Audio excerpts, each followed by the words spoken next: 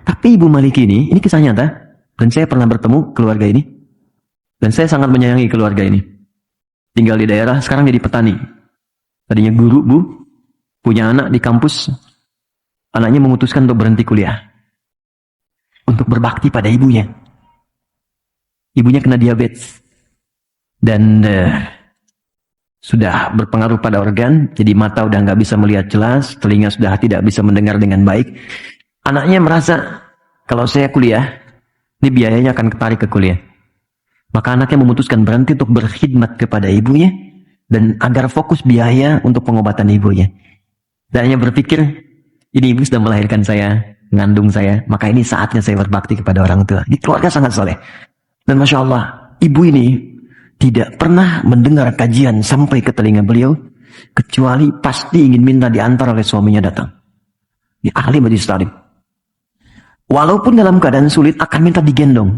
Pak tolong antarkan, Pak tolong antarkan. Antar pakai motor dan sebagainya.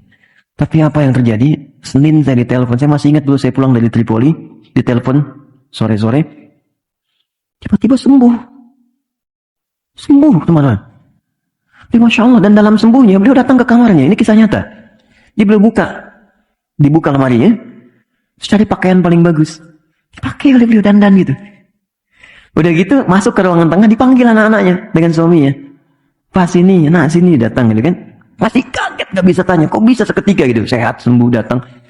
Terus minta bikinkan susu katanya. Dibuatkan susu. Dibikinkan duduk semua, tengah, duduk. Kemudian minta pada anaknya untuk dibacakan Al-Quran. Nak coba baca Quran deh. Anaknya baca. Allahu Akbar, saat baca, semua masih heran, masih menikmati bacaan. Tiba-tiba, tangan yang menggenggam anak dan suami itu menjadi kaku. Ternyata saat dibacakan Quran itu, beliau sudah pulang menghadap kepada Allah Subhanahu wa Ta'ala. Wafat dengan dibuatkan minuman air susu oleh anak yang pernah disusuinya. Dan wafat diantarkan dengan bacaan Al-Quran pada anak yang pernah dididiknya. Dan wafat dalam keadaan mengenakan pakaian terbaiknya yang paling halal yang ia miliki untuk menghadap Allah Subhanahu wa Ta'ala. Karena itu Allah katakan, kamu kenakan pakaian paling bagus ketika berjumpa denganku. Karena itu mungkin saat terakhir engkau hidup di dunia menjadi hamba dariku.